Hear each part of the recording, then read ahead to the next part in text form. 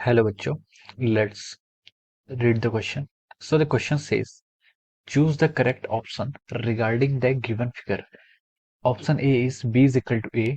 Option B is equal to minus A. Option C is mod of B is equal to mod of A. Option D is mod of B is not equal to mod of A. Okay, तो चलिए बच्चों अब हम इस question को start करते हैं। तो देखिए बच्चों, इस क्वेश्चन का जो आपका की कॉन्सेप्ट है, इस क्वेश्चन का की कॉन्सेप्ट आप लिख सकते हैं। यहाँ पर क्या बताना है आपको, ए और बी के हैं, दो वेक्टर्स हैं, उन दोनों वेक्टर्स के बीच में हमें रिलेशन बताना है कि कौन सा इनमें से, इन चार रिलेशन में से कौन सा ऑप्शन क्या होगा, करेक्ट होगा। ठीक है, तो देखिए इस क्वेश्चन का जो बेसिक प्रिंसिपल है या फिर की कॉन्सेप्ट है वो आपका क्या है, वेक्टर्स पर बेस्ड है। तो चलिए बच्चों हम इस क्वेश्चन को स्टार्ट करते हैं। तो देखिए बच्चों, वेक्टर्स होता क्या है, जो आपका की कॉन्सेप्ट है वेक्टर्स, वेक्टर्स का मतलब होता है जिसमें क्या होगा, मैग्नीट्यूड भी हो प्लस क्या हो, डायरेक्शन भी हो। ठीक है, वेक्टर्स में क्या होता है आपका, मैग्नीट्यूड प्लस डायरेक्शन, दोनों चीजें आपकी होनी चाहिए। ठीक है, और देखिए यहाँ पर हमें क्या गिवन है, देखिए ए वेक्टर है और बी वेक्टर, आपको दो वेक्टर्स गिवन है, हमें उसके बीच में क्या बतानी है, रिलेशनशिप बतानी है। ठीक है, so this is about the vectors. तो चलिए बच्चों अब हम इस क्वेश्चन को स्टार्ट करते हैं।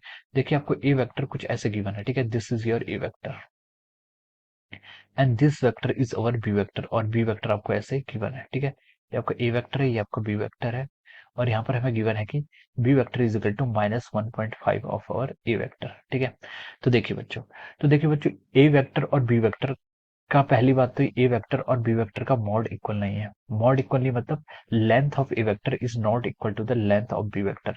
पहला तो आपका रिलेशन यहाँ पर ये हो जाता है। ठीक है, इन दोनों की लेंथ क्या अलग अलग है। दूसरा हम ये भी बोल सकते हैं कि जो आपका ए वेक्टर है, A vector is not equal to the B vector. ठीक है, ए वेक्टर बी वेक्टर के इक्वल नहीं है।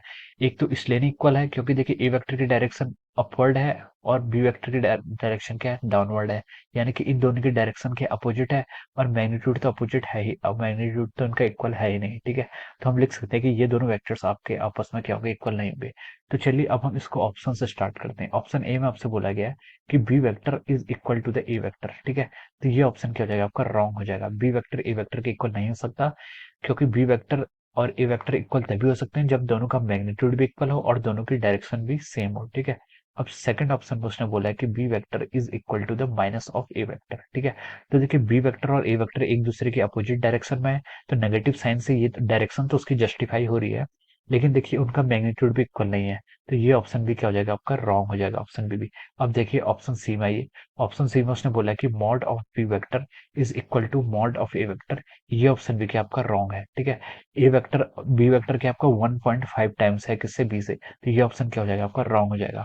ऑप्शन डी पर आइए। ऑप्शन डी पर उसने बोला है कि mod of B vector is not equal to mod of A vector. ठीक है, mod of B vector mod of A vector equal नहीं है, ये ऑप्शन क्या आपका सही है। ठीक है, ये हमने यहाँ पर भी आपको बताया हुआ था। ठीक है, उन दोनों का मॉड क्या है, सेम नहीं है, दोनों अनइक्वल है। ठीक है, तो देखिए इससे हमारे पता चल रहा है कि जो हमारा राइट ऑप्शन है, right option of this question is option D. ठीक है, तो हम लिख सकते हैं कि right answer, right answer of this question is, right answer is option D. ठीक है, ऑप्शन डी क्या इसका राइट आंसर है। ठीक है, ये आपका क्या हो जाएगा, राइट आंसर हो जाएगा।